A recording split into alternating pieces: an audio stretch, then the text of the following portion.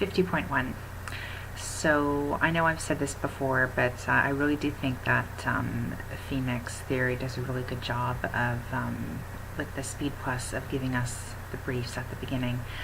And I like how a lot of them you can combine them. For instance, I know back in the 40s we learned the brief for require, and then requirement is just the same thing, but you have the PLT at the end, or defense, and then defensive, respond, respondent, I know are some that we just learned in 50.1. I'm using all of these briefs. The only one that I haven't done is anticipate, and maybe someday I'll come back and do that one. But for me, it just seems easier to stroke the whole word out. But I really liked the briefs, the can briefs. What I'm trying to do now, when I start a lesson and we get brief phrases, before I even look at it, I actually just try, just to see how instinctual it actually is to me. I actually will just think of all the, like, you know, he can, you can, she can, we can, and I'll actually try to stroke them out myself without actually looking at the textbook. And that's a good, because obviously if it comes to you instinctually, then you know that you're going to have an easy time with it. The only one that didn't come to me easily for some reason was that can. But you know, practice makes perfect. So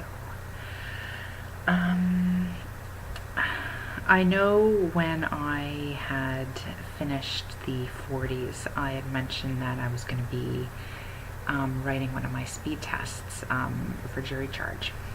And that was a few weeks ago, and I'm very happy to say I've actually now passed all of my 60s, the jury charge, the lit, and the Q&A. So, and we're just at 50.1 now.